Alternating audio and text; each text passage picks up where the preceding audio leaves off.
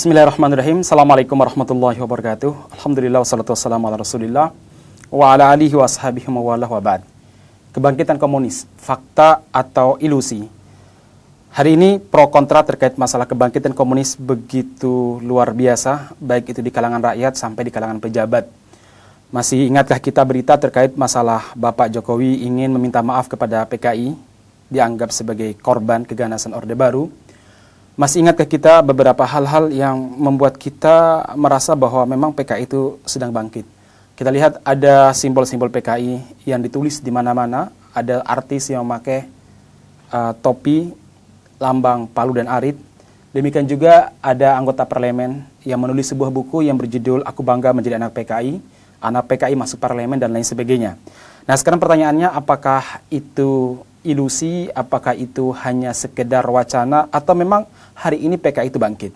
Baik, saudara sekalian yang mudah-mudahan dirahmati Allah Subhanahu wa taala, PKI dikatakan bangkit atau sedang menguasai sebuah negara kalau ada beberapa indikasi.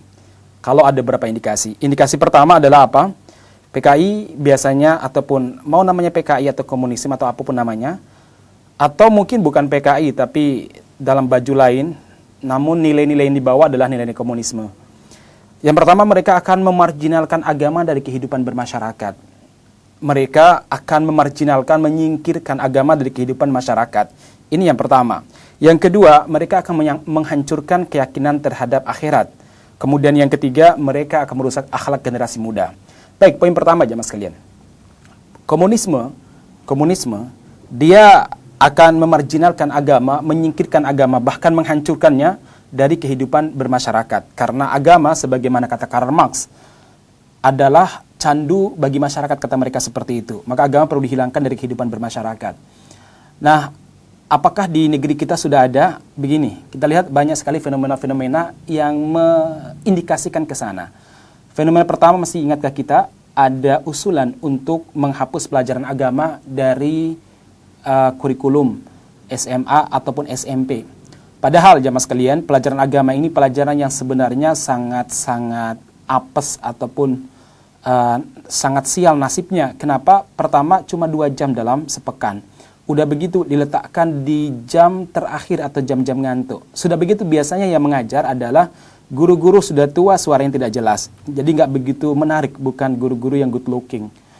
Ini fenomena pertama. Fenomena kedua, jamaah sekalian, kita masih ingatkah ungkapan salah seorang pejabat dari BPIP, bahkan ketuanya, yang mengatakan bahwa musuh terbesar Pancasila adalah agama.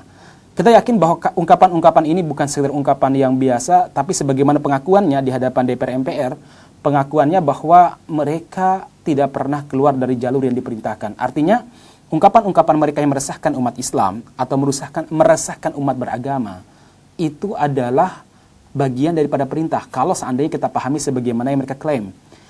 Kemudian, saudara sekalian, masih ingatkah kita tentang keinginan untuk menghapus kolom agama dari KTP? Jadi sekali lagi, ini ada upaya memarginalkan, menyingkirkan kehidupan beragama dalam kehidupan masyarakat kita. Menyingkirkan agama dari kehidupan bermasyarakat kita. Kemudian, Anda juga mungkin masih ingat bagaimana salah seorang tokoh mengatakan bahwa tepuk anak soleh, TPA, itu harus dilarang karena akan membangkitkan bibit-bibit radikalisme. Yaitu apa tepuk anak soleh? Aku anak soleh, rajin sholat, rajin ngaji, orang tua dihormati, cinta Islam sampai mati, Islam yes, kafir no. Itu dianggap sebagai sebuah sebuah doktrin yang bisa membuat anak-anak itu menjadi radikal. Jadi tepuk pramuka aja dipermasalahkan.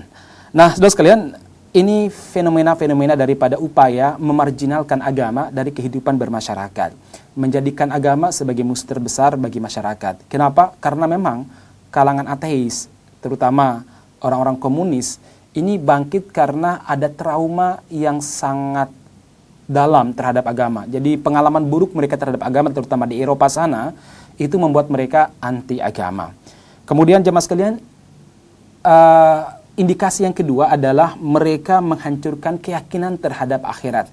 Kenapa demikian? Karena kalau seandainya manusia masih meyakini surga maupun neraka, pahala dan dosa, mereka akan berpikir jauh-jauh untuk melakukan sebuah kejahatan. Seseorang tidak akan tega melakukan kejahatan terhadap keluarganya, terhadap orang tuanya, terhadap istrinya, terhadap suaminya, kalau dia masih punya keyakinan bahwa ada neraka, ada dosa, ada karma, dan lain sebagainya.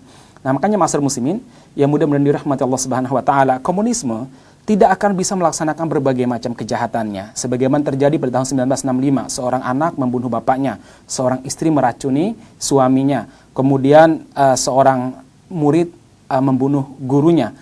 Itu tidak akan terjadi kalau seandainya mereka masih punya keyakinan terhadap akhirat, kebangkitan, masih ada keyakinan terhadap surga dan neraka, ataupun pahala dan dosa.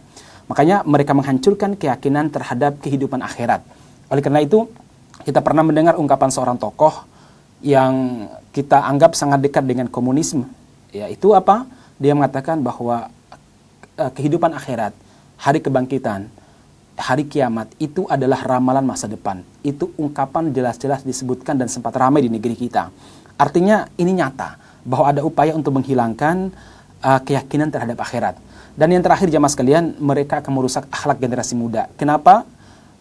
Komunisme, demikian juga ateisme, itu tidak akan pernah tumbuh subur di anak-anak muda atau di masyarakat mereka yang masih bagus akhlaknya, masih menghargai orang tua, menghormati guru, mereka masih menyayangi sesama, mereka masih peduli dengan pekerjaan, mereka bisa mengendalikan dan mengontrol gaya hidupnya. Ateisme, demikian juga komunisme tidak akan berkembang di tengah masyarakat yang seperti ini. Mereka akan berkembang di tengah masyarakat yang hancur generasinya, jauh dari agama, kemudian sangat tergantung pada obat-obat terlarang atau kehidupan-kehidupan yang sangat rusak. Maka mereka akan menghancurkan generasi agar nilai-nilai komunisme dan nilai-nilai ateisme itu bisa masuk di kemudian hari, mereka bisa mengendalikan generasi. Nah, kita masih ingat dulu banyak sekali pengiriman barang-barang dari Cina, seperti satu tiang, ternyata isinya di dalamnya, tiang yang besar tersebut isinya adalah apa? Isinya adalah narkoba, nilainya ratusan kilogram. Demikian juga banyak sekali hal-hal terkait masalah itu semuanya dalam rangka menghancurkan generasi muda. Anda bayangkan di tengah pandemi yang sudah makan korban, sholat saja dijaga jaraknya, masuk mall saja kita harus pakai aplikasi peduli lindungi diri atau apalah itu. Nah, makanya jemaah sekalian, tetapi konser musik, kemudian hal-hal yang merusak generasi itu betul-betul diizinkan. Inilah suatu fenomena, kita lihat bahwa komunis sedang bangkit, bahwa ada kekuatan tangan-tangan jahat yang mengendalikan negeri kita ini. Kekuatan tangan jahat tersebut yang paling nampak adalah komunisme. Memang mungkin mereka sekarang belum begitu berani menampakkan diri saya seorang komunis, tapi nilai-nilai komunisme itu telah mereka ajarkan, telah mereka tanamkan, dan upaya untuk memarginalkan agama, upaya untuk menghancurkan keyakinan terhadap akhirat, dan berbagai macam cara untuk menghancurkan generasi muda sedang mereka lakukan. Mudah-mudahan Allah Subhanahu wa taala menjauhkan kita dari ini semuanya. Kita harus bangkit, umat Islam harus bangkit. Kalau tidak, generasi kita akan hancur. Negara yang diperjuangkan oleh para ulama kita, oleh para syuhada, oleh para mujahidin ini akan hancur. Maka kita harus bangkit untuk membela negara kita. Kita harus bangkit untuk membela generasi kita. Kita tanamkan nilai-nilai agama. Kita tanamkan nilai-nilai terhadap akhirat. Kita yakinkan mereka tentang kebenaran Islam, tentang kehidupan setelah kematian. Insya Allah mereka akan terbentengi diri dari paham-paham komunisme maupun ateisme. Demikian, barakallahu fikum ajma'in. Assalamualaikum warahmatullahi wabarakatuh.